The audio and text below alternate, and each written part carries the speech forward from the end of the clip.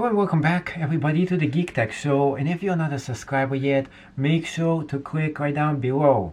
I want to see you to be a sub on this awesome channel. Now, I don't know if you know this or not, but I'm a content creator, and specifically, I don't just do YouTube. I teach people online on Udemy, and I use a specific camera for almost all my things. So it's much better for me to have a specific camera to use that is easy for me to flip, set up using this simple setup and film myself. So what was going on is that for almost all the videos on my channel, I have been using the Canon G7X Mark II. Before that I was using Mark I, which was a great camera. And then I upgraded to Mark II. And of course, when I seen the Part 3 coming out, I instantly bought it and I started using it right away. And there was issues that I have had with that camera. And because of those issues, after a month of using it, and I'll get into those issues very soon, after a month of using it, I got this camera right here. So this is the Canon G5X Part 2. And before that, and my backup camera that I sometimes use on this channel is the Canon M6, which is also a very great camera. The only thing I don't like about is that it's a little bit more heavy and it takes a little longer to set up. I like the instant setup that I get from those cameras because they are not DSLR-like, they don't have the lens pumping out, you need to adjust a little bit and it is set to go. Because I need the instant gratification for me to get the work done. So the problems that I have had with the G7X Mark III after using it was the following. First of all, the biggest one was the autofocus. And definitely this was really the only real issue that I have had with that camera. Now, you will see online some other people talking about the same exact thing, and some people are saying it's not this bad. But it is bad. It really is bad. So you can see my face in this one. Instantly when I turn it on, it focuses on my face. If I move around, it tracks you down. It tracks your face and it definitely gives you a good video. The problem with the Canon G7X Mark III is that there was a glitch in the software, which means that initially it will pick up your face pretty well, but then eventually it's gonna blur it out, and sometimes it will blur it out too. So that's not how it's supposed to work. And I actually feel that I don't think all the cameras have this issue. I think some of them have it, but enough of them have it to make it a big problem. Because more than enough of those cameras have this issue, you're gonna be seeing some of them do this. So let's see, does it have this issue? So this one doesn't have this issue, and this is funny because they're the same processor. They really are the same exact processor in the same camera. So I'm thinking there might be a bad batch that got out, and there is a software fix that's actually coming out from Canon. So as soon as I sent it out, I had an instant regret. I was like, what am I doing? Maybe there was a software fix, and I went to Canon website and I couldn't find it. And when I sent it out of the box, I found out that they are coming with a fix. I had to look it up, and I found it. And it says on the Twitter website of Canon itself about this issue, and then I found it on Canon Rumors. There was a site, how to pronounce, but that specific site had the same thing too. They said that it's coming out, and there was a link. So I clicked on the link, and unfortunately, the fix is coming out sometime in October, which means I have a whole entire month that I can't get my work done because I got rid of my Part 2 camera. So what can I do? I can use this camera right here that I used as backup. It's a great camera for my work. Meanwhile, I can use this one, which is the G5X Mark II, for a little bit, but I have a feeling that I'm gonna be pressing order right now and getting the G7X Mark III back right to me, so I can get started using that camera once again. Now you might think, why am I getting this camera once again when I have this one? Oh, this one is not cutting it. It's not doing what I needed to do for a few reasons. There is things in here that I dislike for what I'm using it for. Now, there is a few things I like about it, but it doesn't make this a good camera for me. So the extra that I get with this camera is I get an extra reach of zoom that I can't get with the other one. So the other one only goes to 70mm. This one is supposed to be going to like 120, plus it has 5x extra zoom, which I actually don't need for what I'm using it, which is basically record myself and some other recording that I do with it. It's mostly a movie camera. Now if I need a real camera, I have a DSLR and I can use it for that, and I have the M camera for zooming and all other things, so I really don't need this extra reach in here. Also, that's a problem with this camera, and you might be thinking, let me get this one or the Sony. The Sony is a deal breaker. I don't want this Sony. It doesn't have my ability to use my fingers and move the screen and get things done with the screen itself. I love that you can zoom in just using the screen. You can review the pictures with your finger. You don't need all this fancy clicking on those buttons. This is simple, easy to use, and that's what I need to get my job done. I don't want to fiddle around all those buttons trying to find things in the Sony.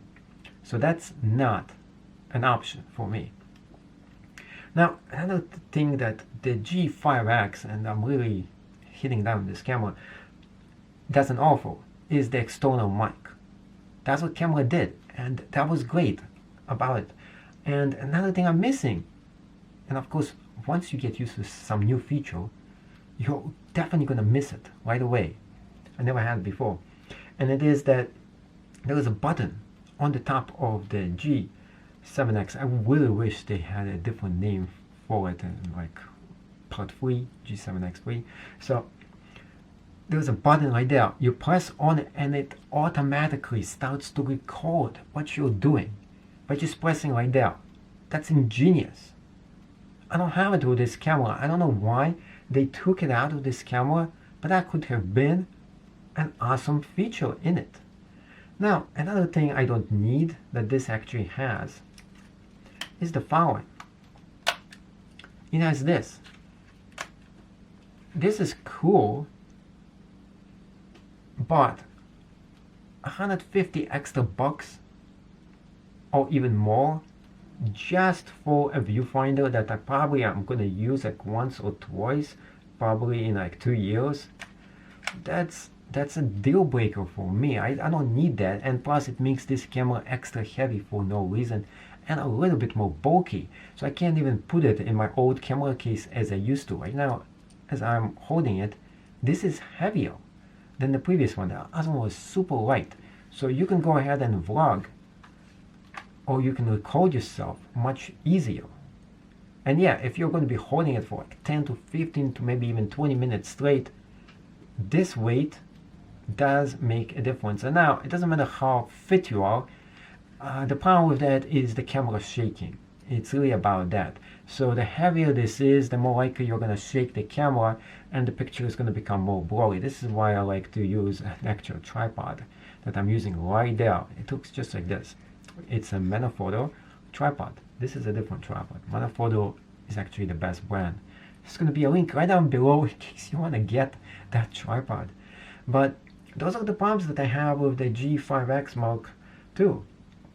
And it is missing the external mic port. Now, I could live with some of those issues, but the external mic that the other one has, it's like two cameras that I really wish that one of them had something else. So, except for a blurry face that sometimes gets you, like really gets you, the other camera was nearly perfect, and I think the software fix is gonna come out, which means that until then, I'm gonna be waiting. I'm gonna get that other camera back because I think Canon is gonna do the right thing and fix all the problems with that camera, all of them, because this is their flagship.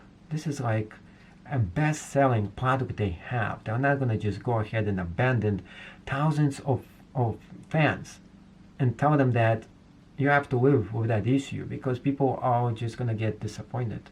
They're waiting for that fix. So with that being said, the last annoying thing about this camera is the ring.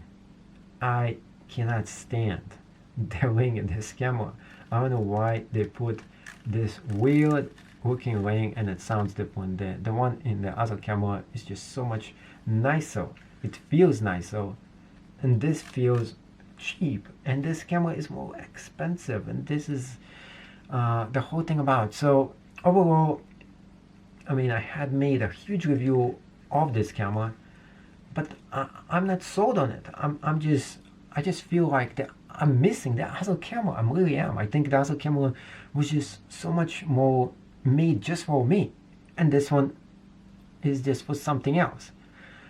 It does feel like this is maybe the perfect camera for pictures, but this is not a camera for you to do movies with.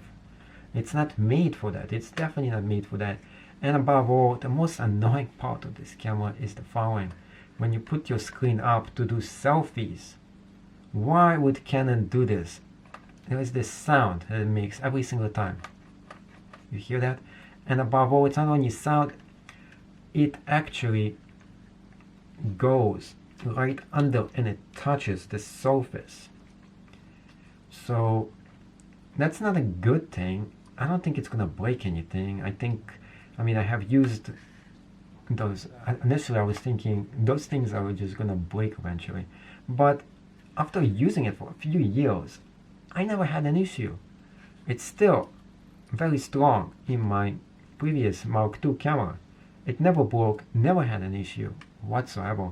The touchscreen worked great. Everything worked great in the previous camera. The only reason I got rid of it was a little bit white noise that constantly was in the sound. And by having the external mic, that was a game changer. Finally, I got something that could do all of it, all at once, right away, and do everything right, and yet they messed up the most important feature, which is your face on the camera being like shaky and stuff. So my thoughts about it is like, if you have the camera, hold on, wait another month, just be patient, use your backup camera for now, and eventually they're gonna fix it. It's gonna be sometime in October, and yeah, it's worth the wait because the camera is great, and this one just gotta go, unfortunately. I mean, as much as I wanted to really enjoy and like this camera, there is things about this that I'm just not justifying the $900 that I paid for it. It is not worth this much money for me. I don't feel I'm getting $900 worth of features. And plus, it's not doing what I needed to exactly do. If I needed a DSLR, I have one. And I have multiple different DSLRs. So this one is, yes, it is the smallest, and it actually does a really great job with very small aperture in the palm of your hand. It is a great photography tool, but it is an awful movie camera. It is not made for that. The features here are interesting, but there is even the style feature here. I like the style feature, but you can't even customize it. The other versions of this camera, you can actually customize the style feature much more. It is an advanced feature here. The only thing I do like about this, that there is an M6 Part 2 coming out, which is filming right now, the M6 Part 1. Part 2 is a downgrade to Part 1. I'm warning you guys, because it doesn't have the most important part of the camera. They took it right out. There is a bulb function right here. Not bulb function, it is a plus and minus that is right there, and it's missing.